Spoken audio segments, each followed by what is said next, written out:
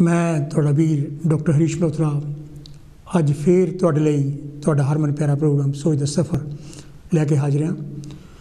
जिस तरह तुहानूं पता है कि इस हफ्तेवारी प्रोग्राम दे विच मैं अपनी तीसरी किताब सुनहरा भविख विचों पहला एक लेख पढ़दा तो फिर तुहाडे टैलीफोन के राही संवाद रचाउण की कोशिश करदा उन्हां नुक्तियां ते जिहड़े मैं उस लेख विच उठाए हुंदे है जां जिन्हां नुक्तियां बारे मैं उस लेख विच नहीं गल कीती हुंदी।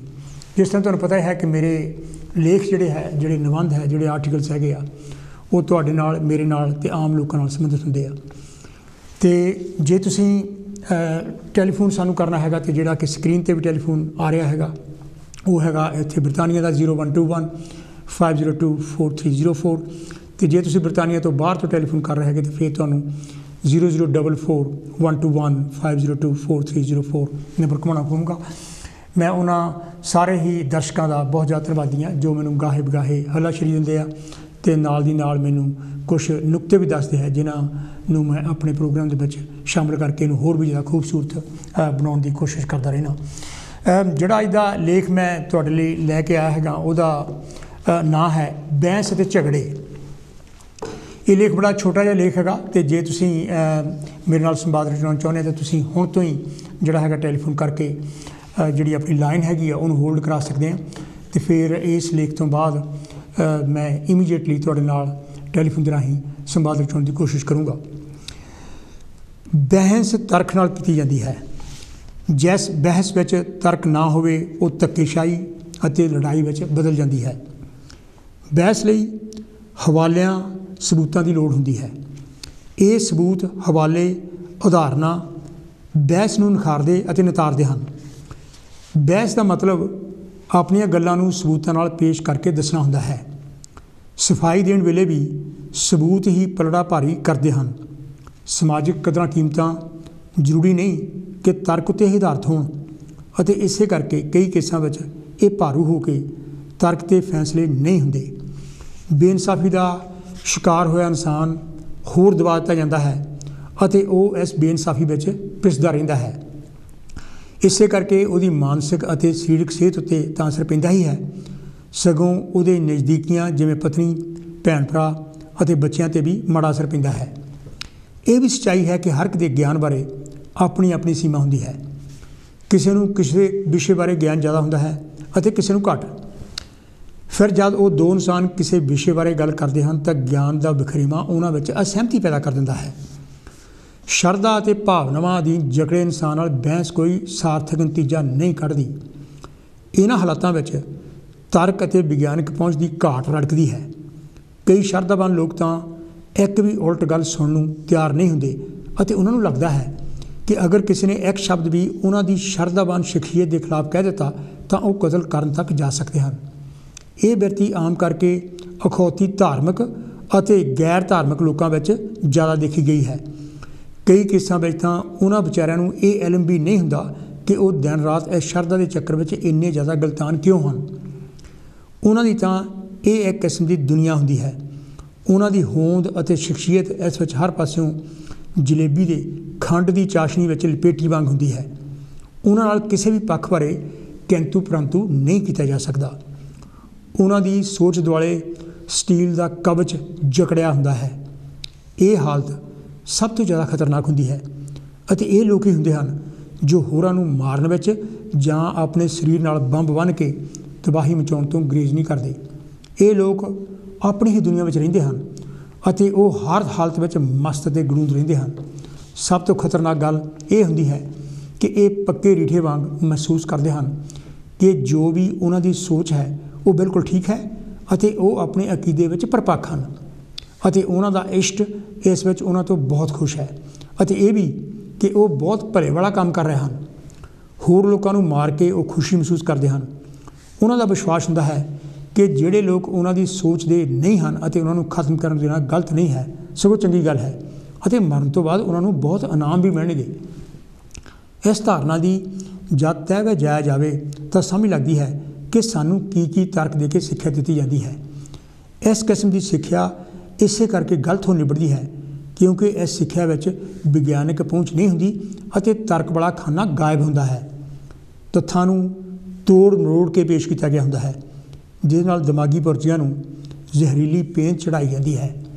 ਇਹ ਵੀ ਦੱਸਣ ਦੀ ਕੋਸ਼ਿਸ਼ ਕੀਤੀ ਗਈ ਹੁੰਦੀ ਹੈ ਕਿ ਤੁਹਾਡੇ ਨਾਲ ਧੱਕਾ, ਬੇਇਨਸਾਫੀਆਂ ਅਤੇ ਵਿਤਕਰਾ ਕੀਤਾ ਜਾ ਰਿਹਾ ਹੈ ਅਤੇ ਜੇਕਰ ਇਸ ਵਰਤਾਰੇ 'ਤੇ ਰੋਕ ਨਾ ਲਾਈ ਗਈ ਤਾਂ ਨਸਲਕੁਸ਼ੀ ਹੋ ਸਕਦੀ ਹੈ।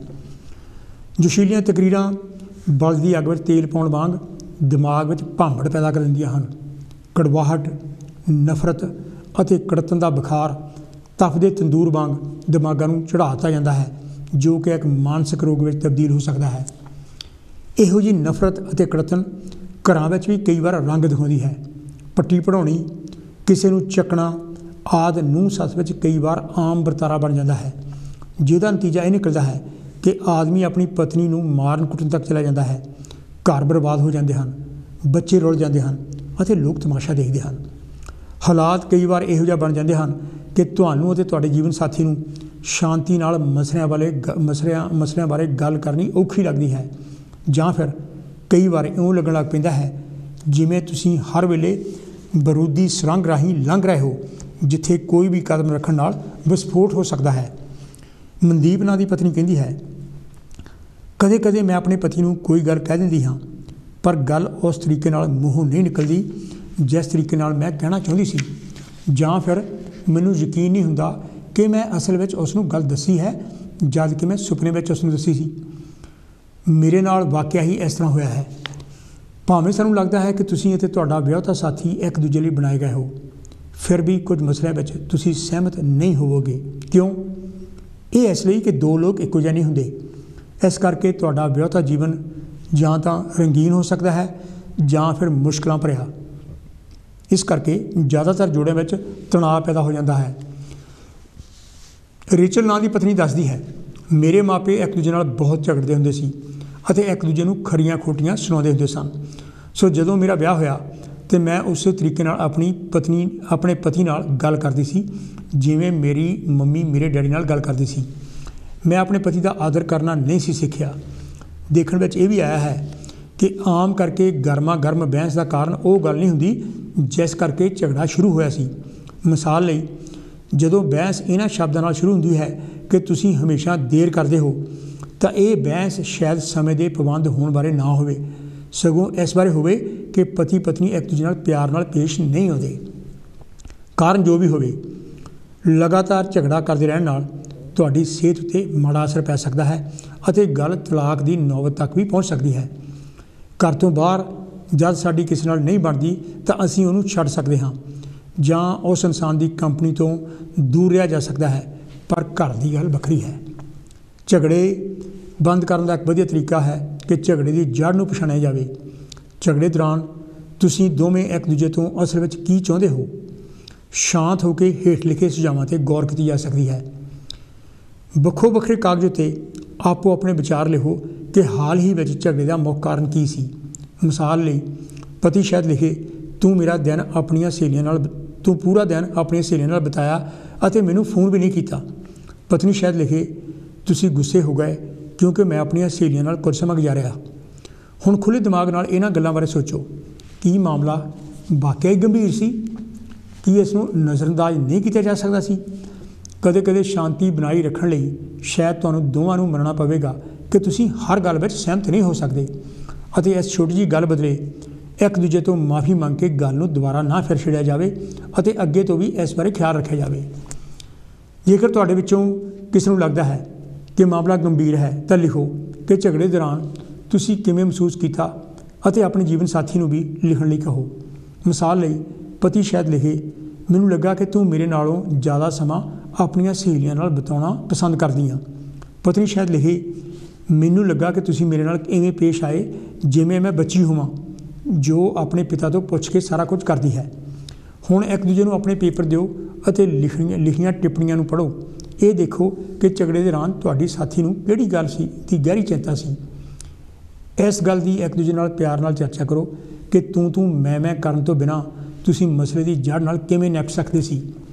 ਸਿਆਣੇ ਤਾਂ ਇਹ ਵੀ ਕਹਿੰਦੇ ਹਨ ਕਿ ਜਿਹੜਾ ਅਪਰਾਧ ਨੂੰ ਢੱਕ ਲੈਂਦਾ ਹੈ ਉਹ ਪ੍ਰੇਮ ਦੀ ਤਲਾਸ਼ ਕਰ ਰਿਹਾ ਹੁੰਦਾ ਹੈ, ਅਤੇ ਇਸੇ ਕਰਕੇ ਕਈ ਵਾਰ ਛੋਟੀਆਂ ਮੋਟੀਆਂ ਗੱਲਾਂ ਇੱਕ ਦੂਜੇ ਦੀਆਂ ਸਹਿੰਦੇ ਰਹਿਣਾ ਚਾਹੀਦਾ ਹੈ ਅਤੇ ਦਿਲੋਂ ਮਾफ़ ਵੀ ਕਰਦੇ ਰਹਿਣਾ ਚਾਹੀਦਾ ਹੈ। ਇਹ ਵੀ ਕਿ ਮੂਰਖ ਆਪਣਾ ਸਾਰਾ ਗੁੱਸਾ ਦਿਖਾ ਦਿੰਦਾ ਹੈ, ਪਰ ਬੁੱਧਵਾਨ ਆਪਣੇ ਕ੍ਰੋਧ ਨੂੰ ਰੋਕ ਰੱਖਦਾ ਹੈ ਅਤੇ ਪੀ ਜਾਂਦਾ ਹੈ। ਆਸਟ੍ਰੇਲੀਆ ਵਿੱਚ 10 ਵਿੱਚੋਂ 8 ਜੋੜੇ ਵਿਆਹ ਤੋਂ ਪਹਿਲਾਂ ਇਕੱਠੇ ਰਹਿੰਦੇ ਹਨ। ਸ਼ਾਇਦ ਉਹ ਇੱਕ ਦੂਜੇ ਦੀਆਂ ਆਦਤਾਂ ਤੋਂ ਚੰਗੀ ਤਰ੍ਹਾਂ ਵਾਕਫ ਹੋਣਾ ਚਾਹੁੰਦੇ ਹੋਣ ਤਾਂ ਕਿ ਵਿਆਹ ਤੋਂ ਬਾਅਦ ਝਗੜਾ ਨਾ ਕੀਤਾ ਜਾਵੇ। ਵੈਸੇ ਵੀ ਥੋੜ੍ਹੀ ਸੋਚ ਅਤੇ ਇੱਕ ਪਾਸੜ ਸੋਚ ਵਾਲੇ ਲੋਕਾਂ ਤੋਂ ਬਚਣਾ ਹੀ ਬਿਹਤਰ ਹੈ।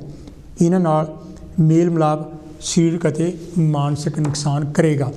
ਇਹ ਤਾਂ ਸੀ ਜੀ ਮੇਰਾ ਇਹ ਛੋਟਾ ਜਿਹਾ ਲੇਖ ਜਿਹੜਾ ਮੈਂ ਝਗੜੇ ਅਤੇ ਬਹਿਸ ਬਾਰੇ ਜਿਹੜਾ ਹੈਗਾ ਤੁਹਾਡੇ ਨਾਲ ਸਾਂਝਾ ਕੀਤਾ।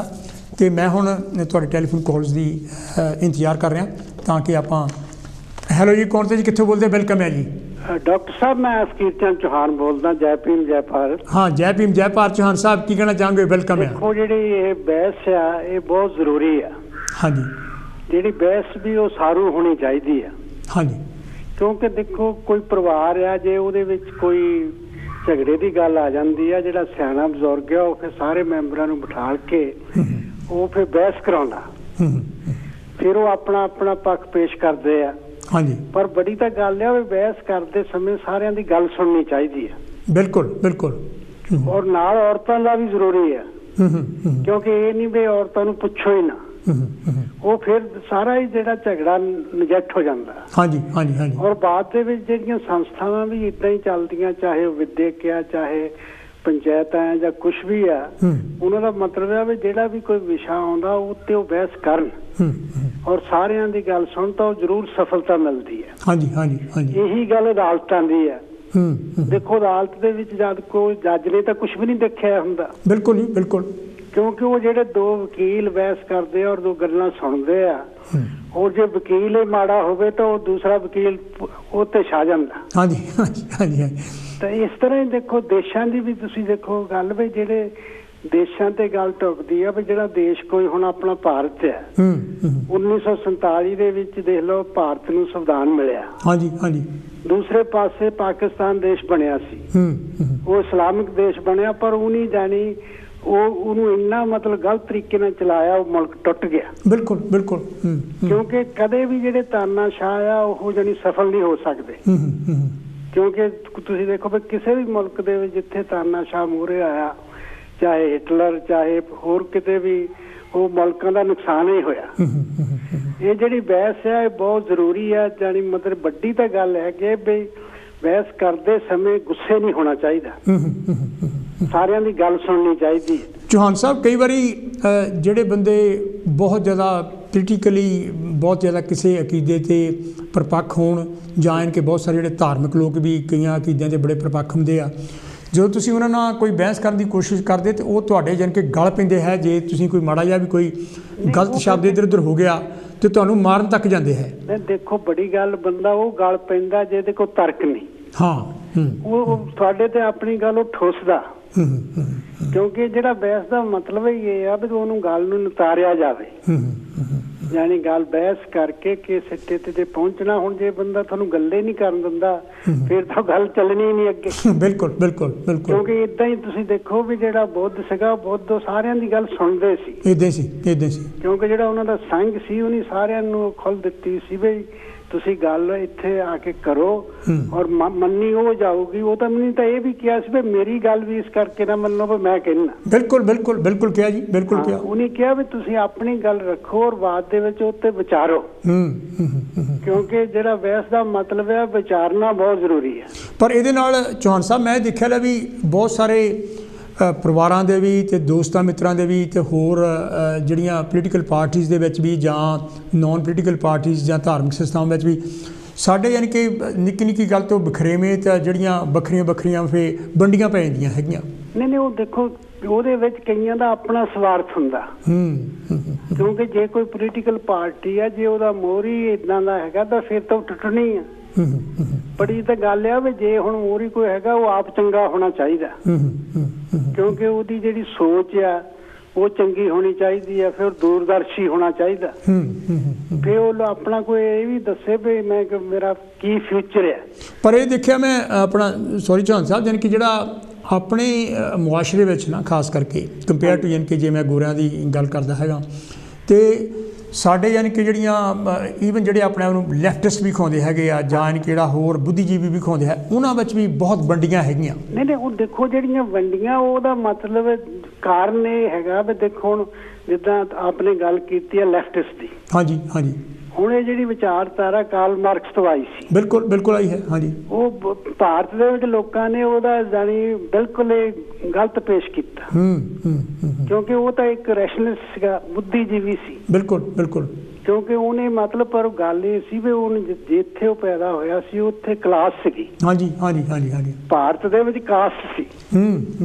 ਪਰ ਉਹ ਜਿਹੜੇ ਭਾਰਤ ਦੇ ਲਈ ਲੋਕ ਸੀਗੇ ਹਨਾ ਜਿਹੜੇ ਲੀਡਰ ਬਣੇ ਉਹਨੀ ਕਾਸਟ ਕਰਕੇ ਉਹਦਾ ਬੇੜਾ ਗਰਕ ਕਰ ਦਿੱਤਾ। ਪਰ ਉਹ ਅਜੇ ਤੱਕ ਚੱਲਦਾ ਹੈਗਾ ਚੌਹਾਨ ਸਾਹਿਬ, ਕੰਟੀਨਿਊਸਲੀ ਚੱਲ ਰਿਹਾ। ਹਾਂਜੀ ਹਾਂਜੀ ਹਾਂਜੀ। ਦੇਖੋ CPI ਤੋਂ ਫਿਰ CPM ਨਿਕਲ ਗਈ, ਬਾਅਦ ਦੇ ਵਿੱਚ ਫਿਰ ਹੋਰ ਗਰੁੱਪ ਨਿਕਲ ਗਏ ਔਰ ਉਹ ਸਾਰੀ ਮੂਵਮੈਂਟ ਜਾਨੀ ਬਿਲਕੁਲ ਖਿਡਰ ਗਈ। ਪਰ ਇਹ ਕੰਮ ਜਿਹੜਾ ਹੈਗਾ ਕਿਉਂਕਿ ਮੈਂ ਬਹੁਤ ਬਰੋਡਲੀ ਇਹਨਾਂ ਗੱਲਾਂ ਨੂੰ ਦੇਖਦਾ ਹੈਗਾ, ਈਵਨ ਧਾਰਮਿਕ ਅਦਾਰਿਆਂ ਵਿੱਚ ਵੀ ਤੁਸੀਂ ਦੇਖਦੇ ਹੋ ਬਹੁਤ ਵੱਡੇ ਯਾਨੀ ਕਿ ਵੱਖਰੇ ਯਾਨੀ ਕਿਹੜੇ ਹੈਗੀਆਂ ਵੰਡੀਆਂ ਪਈਆਂ ਹੈ। ਨਹੀਂ ਉਹ ਫਿਰ ਇੱਦਾਂ ਜਿੱਥੇ ਉਹਨਾਂ ਦੀ ਸੋਚ ਹੁੰਦੀ ਹੈ ਨਾ ਉਹ ਸੋਚ ਦੂਸਰਿਆਂ ਤੇ ਠੋਸਦੇ ਆ ਕਿਉਂਕਿ ਜਦ ਤੁਸੀਂ ਕਿਸੇ ਤੇ ਠੋਸਦੇ ਫਿਰ ਉਹ ਬਹਿਸ ਦੀ ਤਾਂ ਗੁੰਜਾਇਸ਼ ਨਹੀਂ ਰਹਿੰਦੀ। ਬਿਲਕੁਲ ਬਿਲਕੁਲ। ਹੁਣ ਇੱਥੇ ਦੇਖੋ ਜਿਹੜਾ ਚਾਰਲਸ ਡਾਰਵਿਨ ਦਾ ਸਿਧਾਂਤ ਸੀਗਾ ਉਹ ਜਿਸ ਵੇਲੇ ਉਹਨੇ ਉਹ ਪੇਸ਼ ਕੀਤਾ ਉਹਨੂੰ ਪਤਾ ਸੀ ਵੀ ਲੋਕਾਂ ਨੇ ਤਾਂ ਵਿਦਰੋਹ ਕਰਨਾ। ਬਿਲਕੁਲ ਬਿਲਕੁਲ।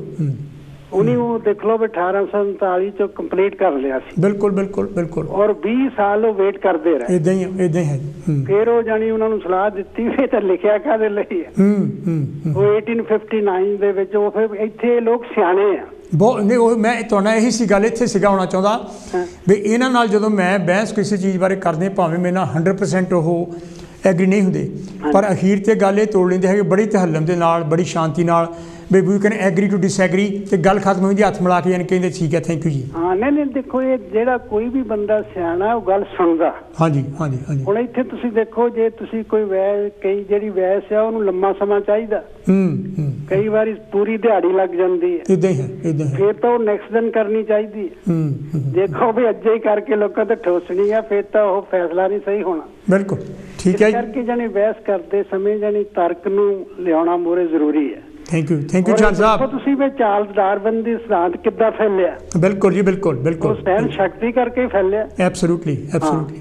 ਇਸ ਕਰਕੇ ਆਪ ਦਾ ਵਿਸ਼ਾ ਬਹੁਤ ਜ਼ਰੂਰੀ ਹੈ। ਦੇਖੋ ਆਪਾਂ ਨੂੰ ਜ਼ਰੂਰ ਲੋਕਾਂ ਨੂੰ ਕੁਝ ਨਾ ਕੁਝ ਨਵਾਂ ਦੱਸਣਾ ਚਾਹੀਦਾ। ਥੈਂਕ ਯੂ ਚੌਹਾਨ ਸਾਹਿਬ, ਬਹੁਤ ਮਿਹਰਬਾਨੀ। ਇਹ ਤਾਂ ਸੀ ਜੀ ਮੇਰੇ ਬਹੁਤ ਹੀ ਸੁਲਝੇ ਹੋਏ ਜਿਹੜੇ ਕਾਲਰਸ ਹੈਗੇ ਆ ਇਹ ਹਰ ਹਫ਼ਤੇ ਮੇਰੇ ਪ੍ਰੋਗਰਾਮ ਵਿੱਚ ਆਉਂਦੇ ਹੈਗੇ ਆ। ਫਕੀਰ ਚੰਦ ਚੌਹਾਨ ਹੋਣੀ ਜਿਹੜੇ ਇੱਥੋਂ ਬਰਮਿੰਘਮ ਤੋਂ ਹੈਗੇ ਆ।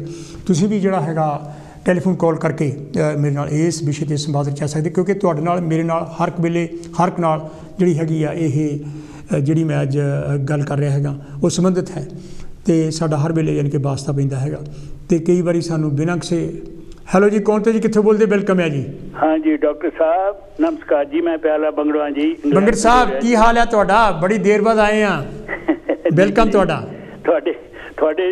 ਤੁਹਾਡੇ ਅਸੀਂ ਬਹੁਤ ਨੇੜੇ ਦਿਲਾਂ 'ਚ ਵੱਸਦੇ ਹਾਂ ਕਿਉਂਕਿ ਤੁਹਾਡੇ ਜਿਹੜੇ ਵਿਚਾਰ ਹੁੰਦੇ ਆ ਉਹ ਬਹੁਤ ਹੀ ਉੱਚੇ ਵਿਚਾਰ ਆ, ਉਹਨਾਂ 'ਚੋਂ ਸਾਨੂੰ ਸਿੱਖਿਆ ਮਿਲਦੀ ਆ। ਅੱਜ ਤੁਸੀਂ ਗੱਲ ਕਰ ਰਹੇ ਆ ਕਿ ਬਹਿਸ ਕਿਉਂ ਹੁੰਦੀ ਆ, ਇਹਦਾ ਕਾਨਸੈਪਟ ਕਈ ਵਾਰੀ ਇਹ ਹੁੰਦਾ ਕਿ ਜੇਕਰ ਇੱਕ ਇਨਸਾਨ ਨੇ ਇਹੀ ਸੋਚਿਆ ਵੀ ਮੈਨੂੰ ਵੀ ਬਹੁਤ ਅਕਲ ਆ, ਮੈਂ ਦੂਸਰੇ ਨੂੰ ਹਨਾ ਥੱਲੇ ਲਾ ਕੇ ਦੱਸੂਗਾ ਕਿ ਮੈਨੂੰ ਅਕਲ ਕਿੰਨੀ ਆ। ਹਾਂਜੀ ਹਾਂਜੀ ਹਾਂਜੀ। ਉੱਥੇ ਬਹਿਸ ਬਣ ਜਾਂਦੀ ਆ। ਬਿਲਕੁਲ ਬਿਲਕੁਲ ਬਿਲਕੁਲ। ਜੇ ਤੁਸੀਂ ਇਹ ਸੋਚੋ ਕਿ ਮੇਰਾ ਸਾਥੀ ਜਾਂ ਉਹ ਇਨਸਾਨ ਜਿਹਦੇ ਨਾਲ ਮੈਂ ਗੱਲ ਕਰ ਰਿਹਾ ਉਹ ਵੀ ਮੇਰੇ ਜਿੰਨਾ ਸ਼ਾਇਦ ਮੇਰੇ ਤੋਂ ਵਧੀਆ ਅਕਲਮੰਦ ਆ। ਬਿਲਕੁਲ ਬਿਲਕੁਲ ਬਿਲਕੁਲ। ਤਾਂ ਫਿਰ ਇਹ ਹੋਊਗਾ ਕਿ ਤੁਸੀਂ ਉਹਦੇ ਨਾਲ ਗੁਫ਼ਤਗੂ ਕਰੋਗੇ, ਸੰਵਾਦ ਛੇੜੋਗੇ। ਹਾਂਜੀ। ਬਹਿਸ ਨਹੀਂ ਕਰੋਗੇ। ਸੰਵਾਦ ਰਚਾ ਹੁੰਦਾ। ਬਿਲਕੁਲ ਬਿਲਕੁਲ। ਹਾਂ ਗੱਲ ਆ ਕੇ ਰੁਕੀ ਸਾਡੇ ਵਿਹੜੇ, ਛੇੜ ਗਈ ਕਿ ਝੰਜਟ ਚੇੜੇ, ਉਹ ਪਿਆਰ ਸੀ ਚਾਹਿਆ ਇਹ ਤਕਰਾਰ ਕਿੱਥੋਂ ਆਇਆ? ਬਿਲਕੁਲ ਝੁੰਡੇ ਕਮਬਖਤ ਬਖੇੜੇ, ਜਗਦੇ ਲੋਕੋ ਦੋ ਰੂਹਾਂ ਦੇ ਮੇਲ ਨਾ ਰੋਕੋ, सूखम दिलां च खंजर ना चोको, ओ बात किंज बने गुफ्तगू प्यारे, जाने अनजाने जो संवाद ना सहेड़े। बिल्कुल बिल्कुल आही तुसी गल कीती है, एब्सोल्युटली एब्सोल्युटली संवाद नहीं है ना, उत्थे गुफ्तगू नहीं बनदी। बिल्कुल नहीं, बिल्कुल सिर्फ यही आ कि मैं दूए नूं हराउणा ही आ, मेरी गल वधिया आ, बात बिगड़ जाएगी। बिल्कुल बात बिगड़ जाएगी। तुसी गल्लां बहुत वधिया लियाउने आ, परमात्मा थानू राजी रखे, तंदुरुस्त रखे। मेरे मन थोड़े लिए बहुत प्यार और सत्कार है। थैंक यू डॉक्टर साहब। ओके बंगर साहब, बहुत मेहरबानी, धन्यवाद, नमस्कार जी। ओके बंगर साहब, ये तो सी जी प्यारे लाल बंगर होनी बहुत ही वधिया कविता लिखते हैं, बड़ियां प्यारियां गल्लां करते हैं, मेरे प्रोग्राम नूं सुनते हैं, कोशिश भी करते, कई बार लाइन नहीं मिलती, मैंने पता तुसीं भी बहुत बारी टैलीफोन घुमाते हैं, 20-25 बारी, कई ज़्यादा बारी भी टैलीफोन नंबर जोड़ा है साडा घुमा हुंदा तां लाइन जाके मिलती है। मैंने पता तुसीं इस प्रोग्राम नूं बड़ा प्यार करते, तो हुण भी जिहड़ियां लाइनां साडियां खुल्लियां हैगियां, जे तुसीं बरतानिया तो बाहर तो टैलीफोन कर रहे हैं तो फिर नंबर जोड़ा है 00441215024304 नंबर घुमाना पऊगा। जिहड़ी ये डिस्कशन की गल बहस से झगड़ा यानी कि जो बन जाता बहस तो वो जी गल हैगी आ वो ठीक नहीं रही, क्योंकि इन्होंने मुल्कों में। हैलो जी, कौन तो जी, कितने बोलते? वेलकम है जी। हेलो नमस्कार डॉक्टर साहब, जय भीम ते जय भारत। जय भीम जय भारत। की कहना चाहोगे? देखो जी, ये ਜਿਹੜਾ ਮੁੱਦਾ ਨਾ ਤੁਹਾਡਾ ਜਿਹੜਾ ਕਿਤੇ ਨਾ ਬਹਿਸ ਤੇ ਝਗੜਾ, ਹਾਂਜੀ ਹਾਂਜੀ, ਦੇਖੋ ਇਹ ਜਿਹੜਾ ਮੁੱਦਾ ਹੈ ਨਾ, ਜਦੋਂ ਆਦਮੀ ਇੱਕ ਦੂਸਰੇ ਨੂੰ ਡੋਮੀਨੇਟ ਕਰਨਾ ਚਾਹਵੇ ਨਾ, ਉੱਥੇ ਝਗੜਾ ਹੁੰਦਾ। ਹਾਂ, ਕਿਉਂਕਿ ਜਿਹੜੀ ਬਹਿਸ ਹੈ ਨਾ, ਉਹ ਆਪਣੇ ਬਰਾਬਰ ਦੇ ਜੇ ਉਹਦੇ ਨਾਲ ਕੀਤੀ ਜਾਂਦੀ ਹੈ। ਜੇ ਤੁਸੀਂ ਪਾਗਲ ਨਾ ਕਰੋਗੇ ਨਾ, ਉਹ ਤੁਹਾਨੂੰ ਆਪਣੇ ਲੈਵਲ ਤੇ ਲਿਆਏਗਾ ਪਹਿਲਾਂ, ਉਹ ਤੁਹਾਨੂੰ ਪਾਗਲ ਬਣਾਉਣ ਦੀ ਕੋਸ਼ਿਸ਼ ਕਰੇਗਾ, ਤਾਂ ਤੁਸੀਂ ਉਹਦੇ ਨਾਲ ਬਹਿਸ ਕਰ ਸਕਦੇ ਆ, ਜੇ ਤੁਸੀਂ ਉਹਦੇ ਲੈਵਲ ਤੇ ਆ ਜਾਓਗੇ।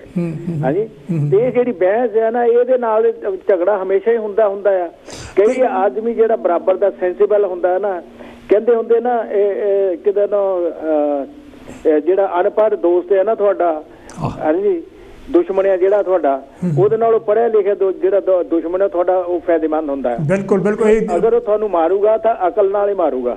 ਬੇਵਕੂਫ ਦੋਸਤ ਨਾਲੋਂ ਪੜ੍ਹਿਆ ਲਿਖਿਆ ਦੁਸ਼ਮਣ ਚੰਗਾ। ਹਾਂਜੀ ਹਾਂਜੀ, ਤੇ ਇਹ ਜਿਹੜੀ ਚੀਜ਼ ਹੈ ਨਾ, ਤੁਸੀਂ ਦੇਖ ਲਓ ਵੀ ਹੁਣ ਇਸ ਵੇਲੇ ਇੰਡੀਆ ਦੀ ਪਾਰਲੀਮੈਂਟ ਦੇ ਕੋਈ ਕਿਸੇ ਦੀ ਗੱਲ ਨਹੀਂ ਸੁਣਦਾ, ਜੋ ਮਨਮਰਜ਼ੀ ਕਰੀ ਜਾਂਦੇ ਆ, ਉਹ ਕਿਸੇ ਨੂੰ ਉੱਥੇ ਕੁਐਸਚਨ ਦਾ ਰੇਜ਼ ਕਰਨ ਦਾ ਉਹਨਾਂ ਨੇ ਮੁੱਦਾ ਹੀ ਹਟਾਤਾ। ਅੱਛਾ, ਇਹ ਦੱਸੋ ਆਪਣਾ ਮਾਨ ਸਾਹਿਬ, ਜਿਹੜਾ ਚਲੋ ਪੋਲੀਟੀਕਲ ਪਾਰਟੀਆਂ ਦਾ ਹਾਲ ਇੱਦਾਂ ਹੀ ਹੈਗਾ, ਲੈ ਵੀ ਜਿਹੜਾ ਆਮ ਸਧਾਰਨ ਜਦੋਂ ਅਸੀਂ ਵਰਤਾਵ ਕਰਦੇ ਹੈਗੇ ਇੱਕ ਦੂਜੇ ਨਾਲ, ਪਰਿਵਾਰਾਂ ਵਿੱਚ, ਦੋਸਤਾਂ ਮਿੱਤਰਾਂ ਦੇ ਨਾਲ, ਜਾਣ ਕਿ ਜਦੋਂ ਕਿਤੇ ਚਾਰ ਬੰਦੇ ਇਕੱਠੇ ਹੋਏ ਨੇ ਹੈਗੇ, ਉਦੋਂ ਕਿਸੇ ਵੇਲੇ ਗੱਲ ਕਰਦੇ ਹਾਂ, ਇਹ ਕਿਤੇ ਮੈਨੂੰ ਤਾਂ ਕਈ ਵਾਰੀ ਇੱਦਾਂ ਲੱਗਦਾ ਵੀ ਸਾਡੇ ਵਿੱਚ ਕੋਈ ਨੌਲੇਜ, ਅਸੀਂ ਬਹੁਤਾ ਕੋਈ ਗਿਆਨ ਪ੍ਰਾਪਤ ਕੀਤਾ ਹੁੰਦਾ, ਸੁਣੀ ਸੁਣਾਈ ਗੱਲ ਕਰ ਦਿੰਦੇ ਹਾਂ, ਤੇ ਫਿਰ ਉਹਨੂੰ ਠੋਸਣ ਦੀ ਜ਼ਰੂਰਤ, ਠੋਸਣ ਦੀ ਕੋਸ਼ਿਸ਼ ਕਰਦੇ ਹਾਂ। ਹਾਂਜੀ ਬਿਲਕੁਲ ਬਿਲਕੁਲ, ਕਿਉਂਕਿ ਵਜ੍ਹਾ ਨਾ ਕਿ ਜਿੱਦਾਂ ਪਹਿਲੇ ਵੈਸੇ ਸਾਡੇ ਪਹਿਲੇ ਜਿਹੜੇ ਕਾਲਰ ਆ ਉਹ ਕਹਿ ਵੀ ਗਏ ਆ ਕਿ ਜਿਹੜੀ ਤੁਸੀਂ ਗੱਲ ਕਹਿ ਦਿੱਤੀ ਨਾ, ਉਹ ਆਦਮੀ ਨੂੰ ਆਪਣੀ ਸੋਚ ਦੇ ਮੁਤਾਬਿਕ ਪਤਾ ਹੋਣਾ ਚਾਹੀਦਾ ਕਿ ਇਹ ਗੱਲ ਸਹੀ ਆ।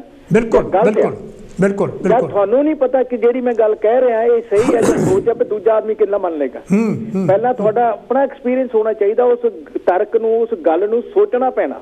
ਜਾਂ ਤੁਹਾਡੇ ਕੋਲ ਕੋਈ ਐਵੀਡੈਂਸ ਹੋਣ, ਹਾਂਜੀ ਦਾ ਕੋਈ ਤੁਹਾਡੇ ਕੋਲ ਐਵੀਡੈਂਸ ਹੋਣ, ਲਿਖਤੀ ਪ੍ਰੂਫ ਹੋਵੇ, ਤਾਂ ਤੁਸੀਂ ਗੱਲ ਨੂੰ ਕੁਝ ਲੋਕਾਂ ਤੱਕ ਪਹੁੰਚਾ ਸਕਦੇ ਆ। ਹੁਣ ਜਿਹੜੀ ਗੱਲ ਹੈਗੀ ਆ ਨਾ, ਜੇ ਮੈਂ ਆਪਣੀ ਹੈਕੜਬਾਜ਼ੀ ਨਾਲ ਇਹ ਕਰਾਂ ਕਿ ਵੀ ਇਹ ਜਿਹੜੀ ਗੱਲ ਮੈਂ ਕਹਿਤੀ ਇਹ ਲੀਕ ਦੀ ਪੂਰੀ ਪੱਕੀ ਲਕੀਰ ਹੈ, ਇਹ ਤੋਂ ਅੱਗੇ ਕੋਈ ਗੱਲ ਹੀ ਨਹੀਂ ਹੈ, ਉੱਥੇ ਤੇ ਆਪੇ ਝਗੜਾ ਹੋਣਾ, ਕਿਉਂਕਿ ਦੂਸਰਾ ਆਦਮੀ ਨਹੀਂ ਮੰਨਦਾ ਤੁਹਾਡੀ ਗੱਲ। ਉਹਦੇ ਵਿੱਚੋਂ ਆਪਣਾ ਮਾਨ ਸਾਹਿਬ ਇਹੋ ਜਿਹੀ ਗੱਲ ਦੇ ਵਿੱਚੋਂ ਘਮੰਡ ਦਾ ਜਿਹੜੀ ਹੈਗੀ ਸਮੈਲ ਆਉਂਦੀ ਹੈਗੀ ਆ। ਹਾਂਜੀ ਹਾਂਜੀ, ਤੇ ਹੰਕਾਰ ਵੀ ਯਾਨੀ ਕਿਹੜਾ ਹੈਗਾ ਬਾਹਰ ਫੰਕਾਰੇ ਮਾਰਦਾ। ਫਿਰ ਦੇਖੋ ਜੀ, ਹੰਕਾਰ ਪੈਦਾ ਇਦਾਂ ਹੁੰਦਾ, ਜਿਹੜੀ ਹੁਣ ਫਰਜ਼ ਕੋਲ ਇੱਕ ਛੋਟਾ ਜਿਹਾ ਬੱਚਾ ਆ, ਉਹ ਤੁਹਾਨੂੰ ਸਲਾਹ ਦਿੰਦਾ ਆ, ਤੇ ਉਹ ਵੀ ਮੰਨ ਲੈਣੀ ਚਾਹੀਦੀ ਆ। ਬਿਲਕੁਲ ਬਿਲਕੁਲ, ਜੇ ਤੁਸੀਂ ਉਹਨੂੰ ਬੱਚੇ ਨੂੰ ਕਹੋ ਤੈਨੂੰ ਜ਼ਿਆਦਾ ਪਤਾ ਹੈਗਾ, ਹਾਂਜੀ, ਉਹਦੇ ਥੱਪੜ ਮਾਰ ਦਿੰਦੇ ਆ ਵੀ ਤੂੰ ਚੁੱਪ ਕਰਕੇ ਬਹਿ ਜਾ। ਮੈਂ ਤੁਹਾਨੂੰ ਇੱਕ ਆਪਣੀ ਦੱਸਦਾ ਗੱਲ, ਇੱਕ ਵਾਰੀ ਨਾ ਏਦਾਂ ਇੰਡੀਆ ਦੇ ਵਿੱਚ ਦੀ ਗੱਲ ਆ, ਇੱਕ ਸਕਿੰਟ ਦੀ, ਉਹ ਇੱਕ ਅਸੀਂ ਨਾ ਲੋਕ ਕੋਠੇ ਤੇ ਮਿੱਟੀ ਪਾਉਂਦੇ ਹੁੰਦੇ ਨਾ ਜਦੋਂ ਕੋਠਾ ਨਵਾਂ ਪਾਉਂਦੇ। ਬਿਲਕੁਲ ਬਿਲਕੁਲ ਬਿਲਕੁਲ। ਅੱਛਾ ਜੀ, ਉਹ ਉਹਨਾਂ ਨੇ ਕੀਤਾ ਥੱਲੇ ਦੀ ਪੌੜੀ ਦਾ ਪੌੜਾ, ਜਿਹਦਾ ਪੌੜਾ ਟੁੱਟਾ ਐਸਾ ਪੌੜੀ ਦਾ। ਅੱਛਾ, ਉਹ ਲੋਕ ਕੀ ਕਰਦੇ ਸੀ, ਉਹ ਇੱਕ ਪੌੜਾ ਚੜ੍ਹ ਕੇ ਤੇ ਉੱਪਰ ਨੂੰ ਜਾਂਦੇ ਸੀਗੇ। ਉਹ ਪ੍ਰੋਬਲਮ ਸੀਗੀ ਜਦੋਂ ਟੋਕਰਾ ਵਗੈਰਾ ਲੈ ਕੇ ਉੱਪਰ ਜਾਣਾ। ਉਹ ਇੱਕ ਛੋਟਾ ਜਿਹਾ ਬੱਚਾ ਖੜਾ ਸੀਗਾ ਨਾਲ, 4-5 ਸਾਲ ਦਾ, ਉਹ ਕਹਿੰਦਾ ਪੌੜੀ ਨੂੰ ਉਲਟੀ ਕਰਕੇ ਕਾਹਤੇ ਨਹੀਂ ਲਾ। ਬਿਲਕੁਲ, ਐਬਸੋਲੂਟਲੀ ਐਬਸੋਲੂਟਲੀ। ਹਾਂਜੀ, ਤੇ ਇਹ ਜਿਹੜੀ ਚੀਜ਼ ਹੁੰਦੀ ਹੈ ਨਾ, ਹਰੇਕ ਬੱਚੇ ਦੀ ਵੀ ਆਪ ਨੂੰ ਗੱਲ ਮੰਨਣੀ ਚਾਹੀਦੀ, ਕਿਉਂਕਿ ਉਹ ਜੇ ਉੱਥੇ ਤੁਸੀਂ ਬਹਿਸ ਦਾ ਮੁੱਦਾ ਤੈਨੂੰ ਜ਼ਿਆਦਾ ਪਤਾ, ਹਾਂਜੀ, ਫਿਰ ਗਲਤ ਗੱਲ ਆ। ਇਸ ਕਰਕੇ ਬਰਾਬਰ ਦੇ ਆਦਮੀ ਦੇ ਨਾਲ ਹੀ ਬਹਿਸ ਕਰਨੀ ਚਾਹੀਦੀ ਵੀ ਆ, ਨਹੀਂ ਤਾਂ ਫਿਰ ਝਗੜਾ ਤਾਂ ਉੱਥੇ ਹੁੰਦਾ ਹੀ ਹੁੰਦਾ ਆ। ਬਿਲਕੁਲ ਬਿਲਕੁਲ। ਇਸ ਕਰਕੇ ਤੁਹਾਡੇ ਮੁੱਦੇ ਹਮੇਸ਼ਾ ਬਹੁਤ ਵਧੀਆ ਹੁੰਦੇ ਆ ਤੇ ਕੈਰੀ ਔਨ। थैंक यू मान साहब, बहुत मेहरबानी। ये तो सी जी मेरे बहुत ही प्यारे कॉलर प्रेम मान होनी लंदन तो मेरे प्रोग्राम में हर बारी ये आते हैं, बहुत ही वधिया कंट्रीब्यूशन पा के जाते हैं। जी मैं ऐसी गल कर लगा भी जी इत्थे दी एजुकेशन कंप्लीटली यानी कि यूनीवर्सिटियां दी कॉलेजां दियां जिहड़ियां एजुकेशन हैगी जां स्कूलों की भी एजुकेशन हैगी आ, उत्थे बच्चों नूं ये सिखाते ये गल भी किसी भी मसले बारे जिहड़ा हैगा, जे फॉर एग्जाम्पल पानी बारे तुसीं वो कहंदे तुसीं लेख लिखो तो वो बारे भी वो कहणगे भी ये हक में की यानी कि तुहाडे आर्गूमेंट्स की हैगे आ, तो ये यानी कि हैगा विरोध में तुहाडे आर्गूमेंट्स की हैगे आ। तो उस तो हैलो जी कौन तो जी कित्थों बोलदे हैं? वेलकम है जी। Hello good evening. हाँ जी गुड इवनिंग। एजाज साहब की कहना चाहोगे? वैसे काफ़ी मैं कॉलर दी गल्लां सुन रहा था, मतलब है कि बहस यानी कि डिबेट दा अंग्रेजी डिबेट करते हैं ना। हाँ जी हाँ जी। तो वो है कि इंटलैक्चुअल लैवल इको बंदे जेह्ड़े इको लैवल ते होन इंटलैक्चुअल लैवल ते वो आपस विच बहस कर सकते हैं। नाले दूसरा पॉइंट है कि ਇਹਦੇ ਚ एक्सट्रीमिज्म नहीं होनी चाहिए, मैना रवि होनी चाहिए। एब्सोल्युटली एब्सोल्युटली बिल्कुल। दूसरे दा पॉइंट ऑफ व्यू ਨੂੰ ਸਮਝੋ ਤੇ ਉਹ अगर सही है तो ਉਹਨੂੰ ਮੰਨੋ, लेकिन है कि इख्तलाफ ज़्यादा ऐसी वजह होंगे ने कि अक्सर लोग अपने जी व्यूज़ ने दूसरे ते वो थोपते हैं। पर यह अपना डॉक्टर साहब देखने में ये आया है भी ਜਿਹੜੇ ਬੰਦਿਆਂ ਨੇ इतिहास ਦੇ ਵਿੱਚ ਕਿਹਾ ਵੀ मैं ठीक हैगा, चाहे वह मुसोलिनी सी, चाहे वह ਜਿਹੜਾ ਸੀਗਾ हिटलर ਸੀਗਾ, ਜਾਂ इनके कोई होर हैगा, उन्होंने दुनिया का घाण बहुत किया है। हाँ मतलब इंटलैक्चुअल लैवल एक और गल मैं अर्ज करना चाहना। हाँ जी। लैंगुएज का ही बड़ा फैक्टर आता है कि मतलब जिस जबान तुम गल करते हो वो जबान का तुहानू अबूर होना चाहिए। कई लोग बड़ी डींगा मारते हैं जी मैं 5 जबाना जानना 10 जबाना, मैं आई डोंट बिलीव दैम। तुसी बॉनजोर या ऊला या चाओ पढ़ लिया तो चाहे इटैलियन ते फ्रेंच ते तो जबान के भी जो डायलैक्ट होंगे ने हर एक जबान का लहरा तला का स्टाइल होंगे। तो एक कॉलर कह रहे सन जिस तरह पाकिस्तान 2 लख्त होया तो बंगलादेश की जबान भी लहदा सी, बंगाली ज़्यादा बोलते सन। जबान का भी एक फैक्टर है कि जबान तुसी बहस करो ਉਹਦੇ ਤੇ ਹੀ ਤੁਹਾਨੂੰ ਅਬੂਰ ਹੋਣਾ ਚਾਹੀਦਾ। ਐਬਸੋਲੂਟਲੀ ਮੈਂ ਸਮਝਦਾ ਵੀ ਜਿਹੜਾ ਲੈਂਗੁਏਜ ਤੇ ਕਿਸੇ ਦੀ ਕਮਾਂਡ ਯਾਨੀ ਕਿ ਹੋਣੀ ਇਹ ਅਸੀਂ ਕਹਿ ਦਿੰਦੇ ਮੈਨੂੰ ਥੋੜੀ ਬਹੁਤ ਆਉਂਦੀ ਹੈਗੀ, ਪਰ 100% ਲੈਂਗੁਏਜ ਦੀ ਕਮਾਂਡ ਜਿਹੜੀ ਬੜੀ ਮੁਸ਼ਕਿਲ ਹੈਗੀ ਆ। ਤੇ ਉਹ ਕਿਉਂਕਿ ਲੋਕਲ ਡਾਇਲੈਕਟ ਹੁੰਦੇ ਨੇ ਜਿਸ ਤਰ੍ਹਾਂ ਬਿਲਕੁਲ ਜੀ ਬਿਲਕੁਲ ਪੰਜਾਬੀ ਦੇ ਵੀ ਕਈ ਵੇਰੇ ਐਬਸੋਲੂਟਲੀ ਹਰ ਜ਼ਬਾਨ ਦੇ ਹੁੰਦੇ ਨੇ। ਅੰਗਰੇਜ਼ੀ ਦੇ ਵੀ ਤੁਸੀਂ ਦੇਖੋ ਆਇਰਿਸ਼ ਮੁਖਤਲਿਫ ਬੋਲਦੇ ਨੇ, ਸਕਾਟਿਸ਼ ਹੋਰ ਤਰ੍ਹਾਂ ਤਰੀਕੇ ਨਾਲ ਬੋਲਦੇ ਨੇ, ਕੋਕਨੀ ਹੈ ਲੰਦਨ ਦੀ ਜ਼ਬਾਨ ਹੈ। ਨਾਲੇ ਇਸ ਤੋਂ ਬਿਨਾਂ ਡਾਕਟਰ ਸਾਹਿਬ ਜਿਹੜੀ ਤੇ ਉਹ ਮਤਲਬ ਹੈ ਕਿ पूरी तरह अबूर तो नहीं हासिल कर सकते, लेकिन थोड़ा बहुत जबान से भी आना चाहिए। हाँ जी बिल्कुल ओके जी। एजाज डॉक्टर ये तुसी डॉक्टर एजाज होनी इत्थों बर्मिंघम तो बहुत ही मेहरबानी। ये भी मेरे रेगूलर कॉलर्स है, हर बारी मेरा प्रोग्राम देखते बड़े बड़ी यानी कि नीच के नाल ते उस तो बाद अपने विचार देंगे आ। तुसी भी मेरे नाल संवाद जा सकते हैं। जिस तरह मैं गल सी कर रहा क्योंकि इत्थे दा सारा कल्चर ही जिहड़ा हैगा, जिहड़ा सारा सभ्याचार ही हैगा, वो जिहड़ा हैगा एक दूजे की गल सुनते हैं तहल्लम दे नाल बड़ी धीरज दे नाल, ते फिर वो उस तो बाद जिहड़ा हैगा उहनूं रैशनलिज्म ते रैशनल कसबट्टी ते तर्क की कसबट्टी ते उहनूं देखते हैं भी ये गल ठीक हैगी है। चाहे बच्चा हो, चाहे हम उम्र हैगा, चाहे बड़ी उम्र का है, चाहे यानी कि कोई डिफरेंट यानी कि लिंग की गल आप करते हैं। ये उस गल नूं इदां नहीं नकारदे है भी फलाने ने बच्चे ने शूटिंग की है या कुछ भी। पर साडे मैं समझदा यानी कि मैनूं ये लगता है भी साडे अपने समाज दे विच बहुत सारियां बलगना हैगियां ते बहुत सारियां जिहड़ा हैगा अंपोज करन दियां साडे ते गल्लां हैगियां। जां बच्चा यानी कि जे कोई ठीक गल कर तूं यानी चुप रह तूं बच्चा हैगा, तो वो यानी कि जिहड़ी गल रैशनलिज्म दी है वो इन्हां दियां यूनीवर्सिटियां विच भी ते स्कूलों कॉलेजां विच भी जिहड़ी हैगी आ वो सिखाई जाती है।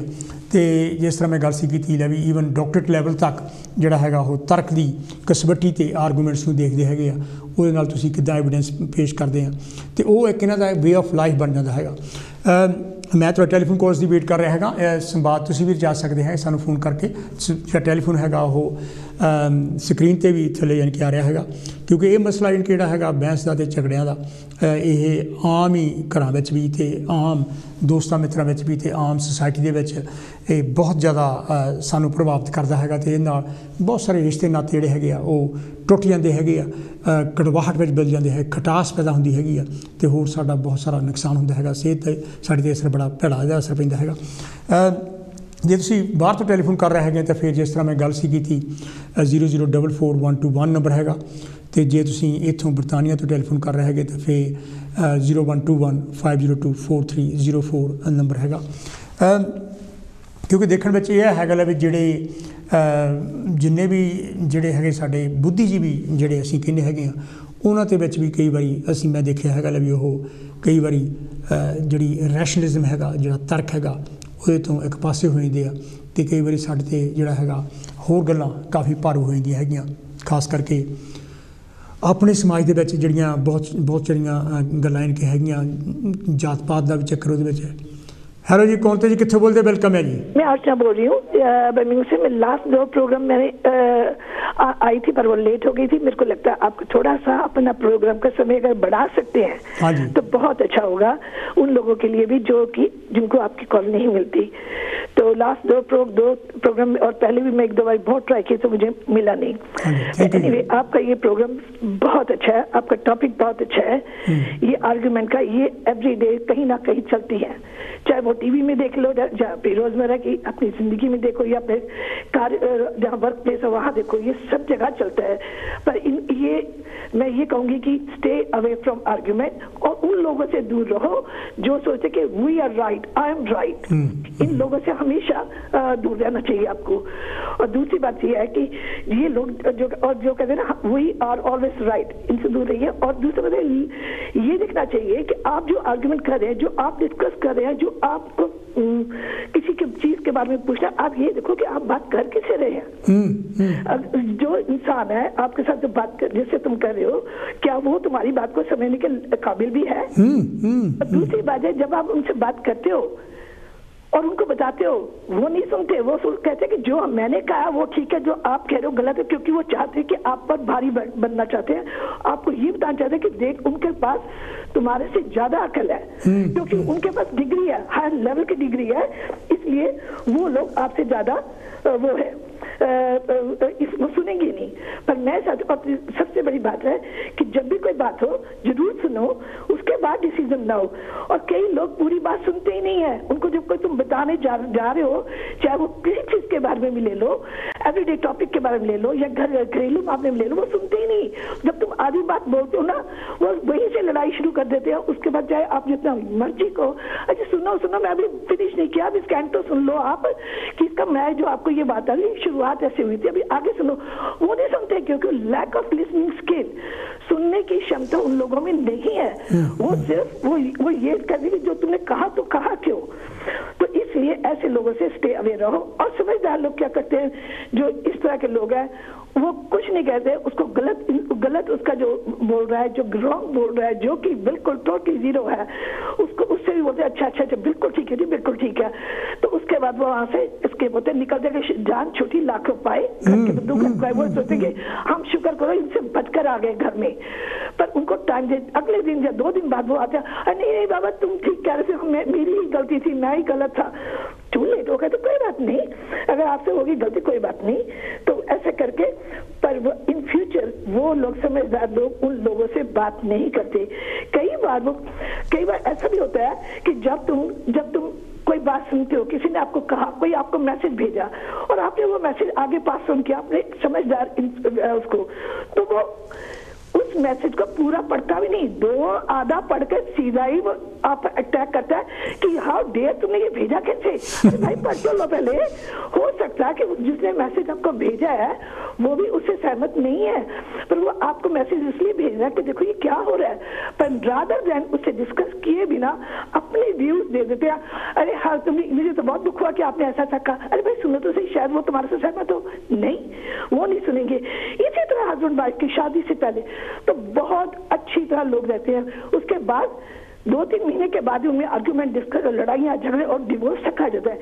मैं यहाँ पर ये कहूँगी इन लोगों को पहले बच्चों को अलग शादी से पहले इकट्ठे रहने के लिए देना चाहिए मौका, जिससे पता चले, क्योंकि लड़ाई जब भी होती है पैसे पे होती है, कितना खर्चा तुम करोगे, कितना तुम कहते जब ये प्यार व्याह तो पहले की बात है, जब दोनों को एक अंडर रूफ रहना पड़ता है, छत के नीचे दोनों को रहना पड़ता है ना, तब पता लगता है कि असलियत क्या है। तो इसलिए लोगों को अपने जो हम लोग हैं, हमें अपने बच्चों को ये सही से बताना चाहिए, बीइंग रोल मॉडल बनो। जिसे रोल मॉडल बनोगे तो उससे बच्चे सीखेंगे आपसे ही कि असल में लाइफ क्या है। ये नहीं कि मर्डर तक आ जाए। मुझे एक कपल के बारे में अभी तक याद है, एक लेडी फ्लावर्स लेकर आई घर में, फूलों का, ये एशियन फैमिली की बात करी, फूल लेके आई तो उसका हस्बैंड कही क्यों लेके आ गई, वो बोलती मुझे बहुत अच्छे लगे ये फ्लावर, ये गमला बनाने के घर में रखने के बहुत अच्छा लगेगा, मैं इसलिए। तूने तो पैसे वेस्ट कर, इतने पैसे वेस्ट कर दिए, इसकी जरूरत भी नहीं थी, कहाँ रखेगी तू। इसी छोटी सी बात पे ये लड़ाई बढ़ती गई और बढ़ने के साथ उस आदमी ने अपनी वाइफ को मार दिया, रियल में मार दिया। और इतने उसके बाद के उठ के चला तो बच्चों ने ये कहा कि जो हमारा बाप था वो थोड़ा मेंटली सिक था, उसको बचा के ले गए। पर मैं ये कहती हूँ कि हमेशा सोचो और सही तरह से उसको छोड़ दो, वहां से पीछे हो जाओ, एस्केप हो और झगड़ा खत्म करने की सोचो। और ये करो कि अगर डिस्कशन हो गए और आप उसमें फंस गए तो सॉरी कर दो। मुझे मालूम है जबकि आप जब सही है फिर सॉरी करना बड़ा मुश्किल है, पर स्टिल। और एक बात है, stay away religion and politics. जहाँ पे काम करती थी वहाँ गोरे थे, वो गोरे कभी भी वर्क टाइम में उनको मैंने कभी भी पॉलिटिक्स और रिलीजन पे बात करते नहीं सुना। हमारे जो लोग हैं जहाँ मर्जी चल जाओ, शॉपिंग सेंटर हो, फिल्म में हो, इंटरवल हो, घर में हो, किचन में हो या वर्क प्लेस पे हो, बस में बैठे हो, सीधी यही दो बातें चलती हैं, टेलीफोन पे यही बातें चलती हैं। अरे भाई से निकलो। मुझे मालूम है अब जहाँ मैं काम करती थी मेरा बॉस था, वो कहता कि ये उसके पास कोई पेरेंट आया, उसने कहा कि ये मेरे को प्रॉब्लम है तो आप ये कर दीजिए। कहते नहीं, जो मेरी ये मेरा जो वर्कर है ये वो ही करेगा क्योंकि उसकी जॉब में आता है। करने में मैं कर सकता हूँ क्योंकि हर इंसान को अपनी जॉब के पैसे मिल रहे हैं। उन लोगों को काम करने दो। जान के बॉस बनने की ज्यादा अकल दिखाने की जरूरत नहीं है। तुम्हारा जो काम है उसी तक सीमित लाइन रखो, ना कि हर किसी के बीच में पंगे डालना। और मैं बताता हूँ तुझे, मेरे को अकल बहुत है, इसी नहीं रिस्पेक्ट करो एवरीबॉडीज के व्यूज की। शायद तुम्हारे व्यूज उसको नहीं पसंद, जैसे तुम्हें दूसरे के नहीं पसंद, रिस्पेक्ट करो, सुनो, अच्छा लगे अपना लो, नहीं लगा तो डालो। सेम थिंग व्हाट्सएप पे मैं जब मैसेज भेजती हूँ, मैं डोंट गेट पर्सनली, ये पर्सनली मत लो। अगर आपको अच्छे लगते हैं तो रख लो, अदरवाइज डिलीट कर दो। ये लाइफ का भी होना चाहिए, जो चीज ठीक लगे उसे एक्सेप्ट कर लो और जो चीज अच्छी ना लगे उसे आप छोड़ दो, रादर देन लड़ाई झगड़े करने से। थिंक करो बिफोर बोलने से, थिंक करो। कई लोग वन वे ही चलते हैं, उन्हें सोचना ही वन वे आता है कि जो मैं कह रहा हूँ जो कुछ है वो ठीक है, वो तर्क पे नहीं चलते, वो वेट नहीं करते किसी बात की। और इनके लिए चाहे जितने मर्जी एविडेंस इकट्ठे कर लो, वो एविडेंस को भी तुम्हारे को खराब कर देंगे कि जो मैं कह रहा हूँ वही ठीक है। ये एविडेंस जितने भी, इन लोगों से अगर एविडेंस देने के बाद भी ये लोग नहीं समझते हैं, स्टे अवे। इनके साथ कई बार कई लोग ऐसे जिनके साथ हेलो हेलो रखनी पड़ती है, भी कहीं जाना है तो उनके साथ उतना ही रखो जितना कि तुम्हें मालूम है, पर स्टे अवे ऑलवेज। मैं शुरू में भी कहा, बीच में भी कहा, इन लोगों से परे रहो। कोई भी डिसीजन गुस्से में मत लेना और कोई ज्यादा खुशी से ना लेना ऐसे लोगों के साथ, क्योंकि जब तुम चेंज करोगे वो तुम्हें हर जगह तुम्हें बार बार ये करेंगे, अरे तुमने तो उसने किया नहीं। तो इसलिए और अपने बच्चों को भी अकल सही रोल मॉडल बन के दिखाओ, जिससे उनका आने वाला जो भविष्य वो अच्छा हो। इतना ही मैं क्या छोड़ती हूँ और कभी समय मिलेगा। पर आपका प्रोग्राम बहुत ही अच्छा है, बहुत ही अच्छा है। जैसे आप लेके आते, प्लीज इसको थोड़ा सा इंक्रीज करो, हमें टाइम ही नहीं मिलता। तो मैं फिर आपको आपके बधाई देती हूँ आपके ऐसे प्रोग्राम के लिए।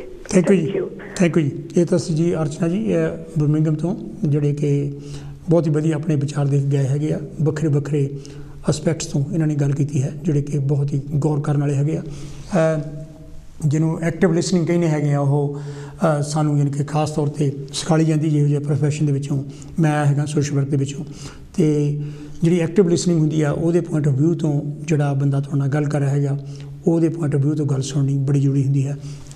ਹੈਲੋ ਜੀ, ਕੌਣ ਤੇ ਜੀ, ਕਿੱਥੋਂ ਬੋਲਦੇ ਆ? ਵੈਲਕਮ ਹੈ ਜੀ। हाँ जी, मैं मैनचेस्टर ਤੋਂ ਬੋਲਦਾ ਜੀ। ਬੜਾ ਅੱਛਾ ਤੁਹਾਡਾ ਪ੍ਰੋਗਰਾਮ ਹੈ। ਦੇਖੋ ਮੈਂ ਤੇ ਕਹਿੰਦਾ ਦਿਲ 'ਚ ਹਮੇਸ਼ਾ ਸੋਚੋ ਜਦੋਂ ਵੀ ਚੀਜ਼ ਕੋਈ ਗਲਤ ਜਾਂ ਕਰੋ ਕੋ ਮੈਨੂੰ ਕੋਈ ਦੇਖਦਾ ਪਿਆ, ਮੈਨੂੰ ਜਾਂ ਨਹੀਂ ਕੋਈ ਦੇਖਦਾ ਪਿਆ, ਮੈਂ ਗਲਤ ਕੰਮ ਨਹੀਂ ਕਰਨਾ।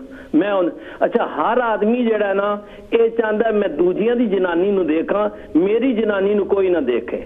ਮੈਂ ਇਹ ਛੋਟੀ ਜਿਹੀ ਐਗਜ਼ਾਮਪਲ ਦੇਣ ਲੱਗਾ ਕਿ ਇੱਕ ਆਦਮੀ ਸੀ ਨਾ, ਇੱਕ ਘਰ ਜਾ ਕੇ ਦਰਵਾਜ਼ਾ ਖੜਕਾਉਂਦਾ ਸੀ 3 ਵਜੇ ਤੇ ਉਹ ਜਨਾਨੀ ਖੋਲਦੀ ਸੀ ਤੇ ਇਹ ਆਦਮੀ ਕਹਿੰਦਾ ਸੀ ਤੂੰ ਬੜੀ ਸੋਹਣੀ ਹੈ ਤੇ ਉਹ ਦਰਵਾਜ਼ਾ ਬੰਦ ਕਰ ਲੈਂਦੀ ਸੀ ਡਰਦਿਆਂ ਵੀ ਇਹ ਆਦਮੀ ਮਾੜਾ ਹੈਗਾ।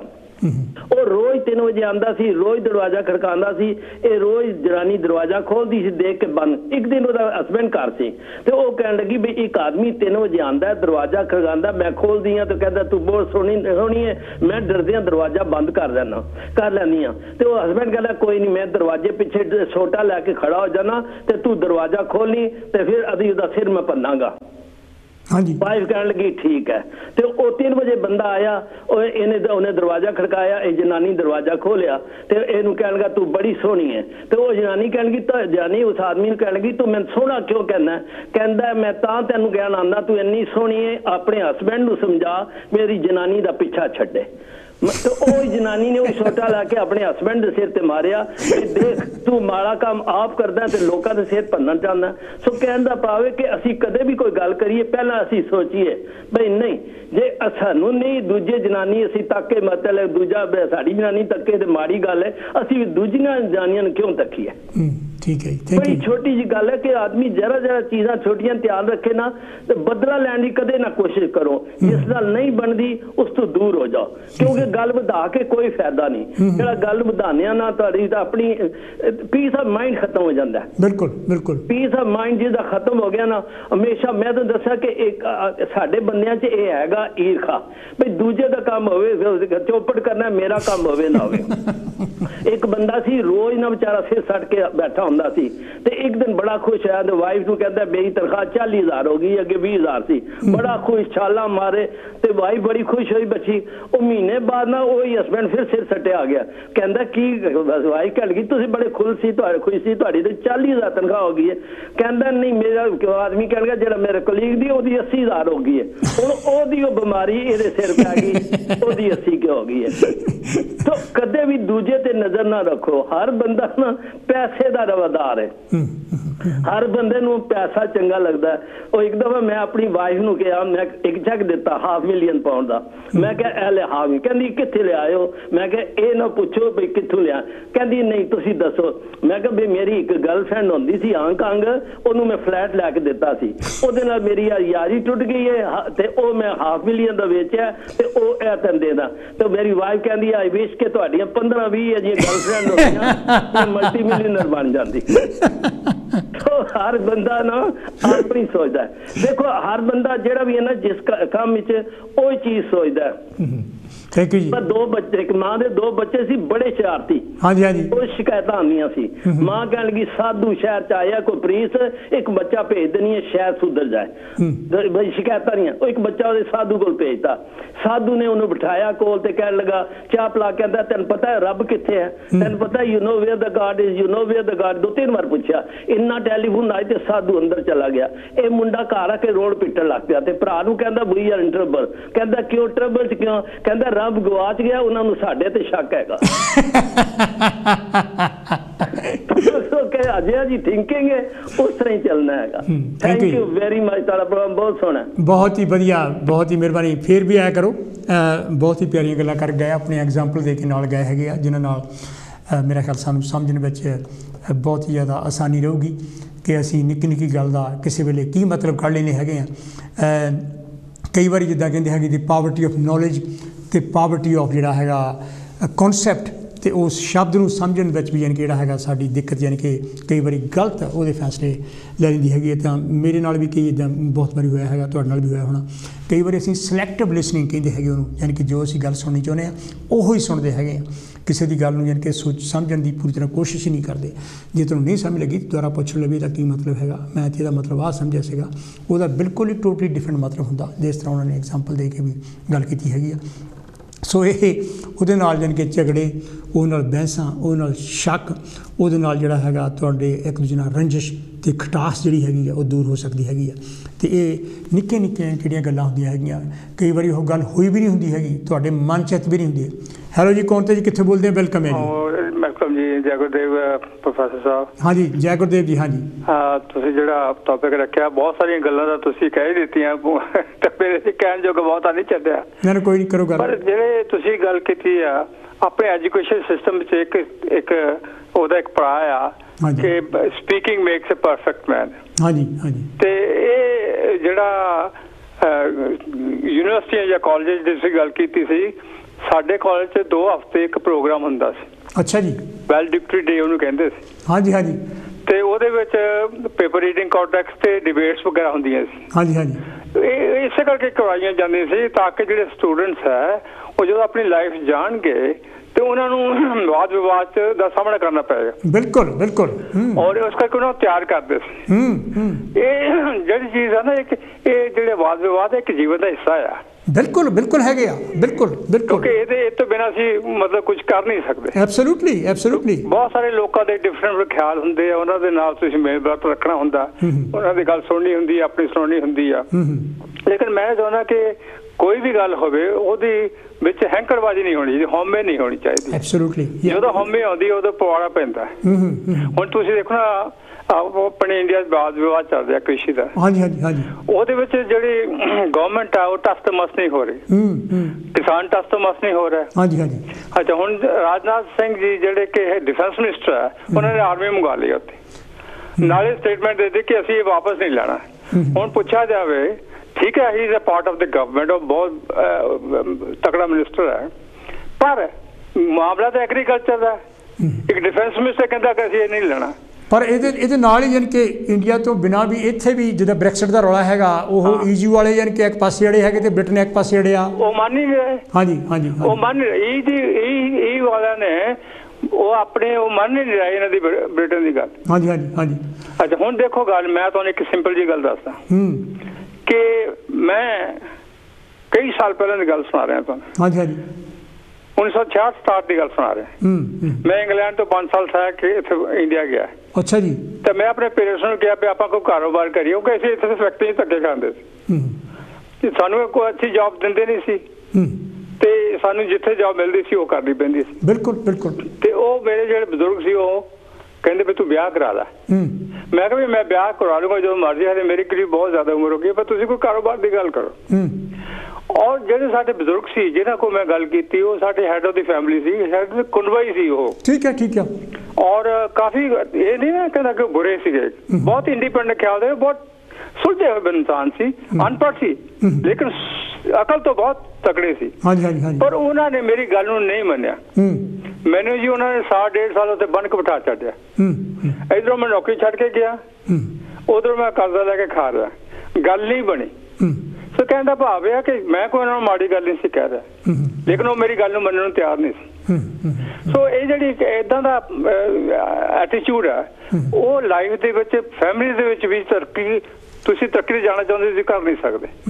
ਸੋ ਇਹ ਇੱਕ ਸਿਚੁਏਸ਼ਨ ਹੈ ਜੀ। ਲੌਜਿਕ, ਜਿਵੇਂ ਤੁਸੀਂ ਲੌਜਿਕ ਦੀ ਗੱਲ ਕੀਤੀ ਆ, ਲੌਜਿਕ ਦਾ ਹੋਣਾ ਬਹੁਤ ਜ਼ਰੂਰੀ ਹੈ। ਲੇਕਿਨ ਪਰ ਇਹ ਇੱਕ ਸੈਕਿੰਡ, ਯਾਨੀ ਕਿ ਇਹ ਮੈਨੂੰ ਇਹ ਗੱਲ ਜਿਹੜੀ ਤੁਸੀਂ ਗੱਲ ਕੀਤੀ ਬਹੁਤ ਹੀ ਵਧੀਆ, ਕਿਉਂਕਿ ਆਪਣੇ ਸਮਾਜ ਵਿੱਚ ਇਹ ਪੈਰ ਪੈਰ ਤੇ ਗੱਲ ਹੈ। ਹਾਂਜੀ, ਇਹ ਬਿਲਕੁਲ ਸਹੀ ਗੱਲ ਆ।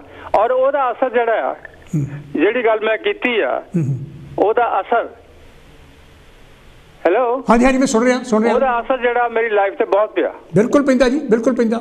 ਅੱਛਾ, ਉਹੀ ਜਿਹੜੀ ਗੱਲ ਮੈਂ ਉਹਨਾਂ ਨੂੰ ਕਹਿ ਰਿਹਾ ਸੀ, ਉਸ ਵੇਲੇ ਮੈਂ ਜ਼ਮੀਨ ਦੀ ਗੱਲ ਕਰ ਰਿਹਾ ਸੀ। ਉਸ ਵੇਲੇ ਜ਼ਮੀਨ 1 ਏਕੜ 3,500 ਰੁਪਏ ਦੀ ਸੀ, ਅੱਜ 5 ਕਰੋੜ ਦੀ ਹੈ।